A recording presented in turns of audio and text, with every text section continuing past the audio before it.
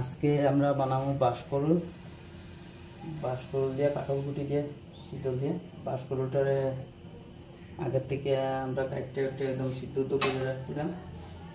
বাঁশকরুল আর কাঁঠাল কুটিটারে কাটতে আগে থেকে কাটতে এরকম পাতলা পাতলা করে বাঁশকরুলগুলো কাটতে কাঁঠাল কুটি এরকম ছোটো ছোটো করে কাটতে ভালো করে সিদ্ধ করে রাখছিলাম আগের থেকে।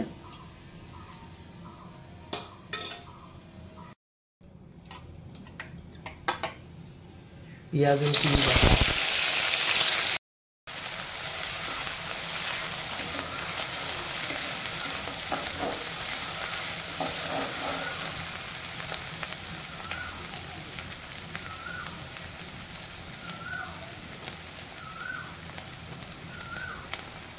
শুকনো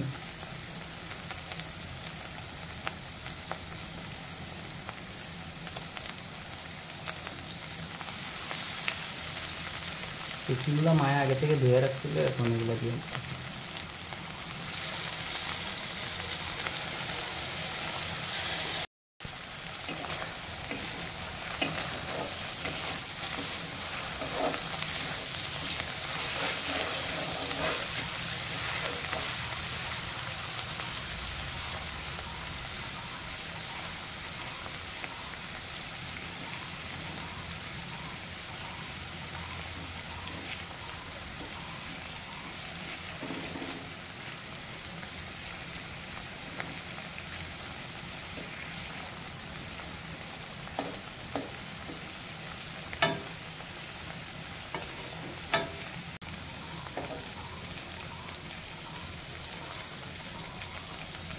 শুটকির মাছের কাঁটাগুলো অল্প ফলাই দিলে ভালো আর কি। এর লাগে মায়ের শুটকির মাছের যে কাঁটা আছে এই কাঁটাগুলো উঠাইয়া দেওয়ার চেষ্টা করতেছে। মাছের কাঁটাটা উঠাই দিলে এই কাঁটা কাঁটা লাগে না, বাস এতটাই ব্যাপার।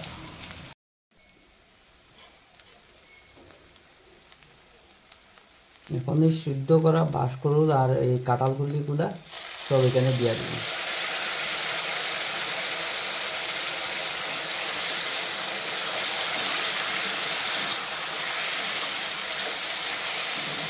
আগের থেকে সিদ্ধ করে রাখলাম আর কি, নয়তো ভিডিওটা অনেক লম্বা হয়ে যাবে না, আর ভিডিও বেশি লং হয়ে গেলে মানুষও দেখতে চায় না।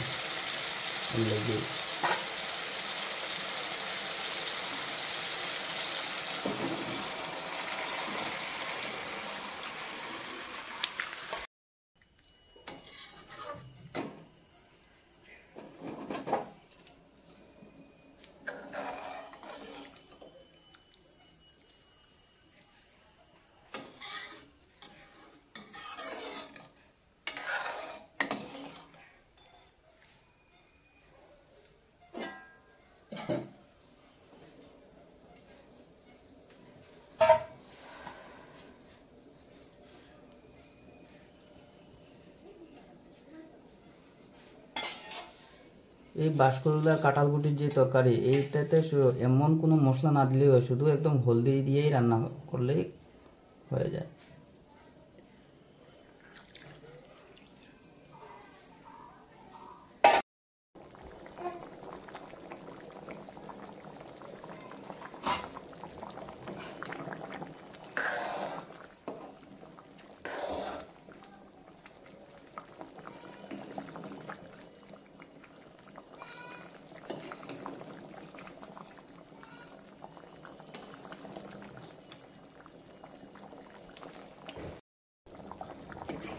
আমাদের বাঁশকরুল আর কাঁঠালকুটির তরকারিটা মোটামুটি হয়ে গেছে, কমপ্লিট। এখন এটা নামায়া দিলেই হবে।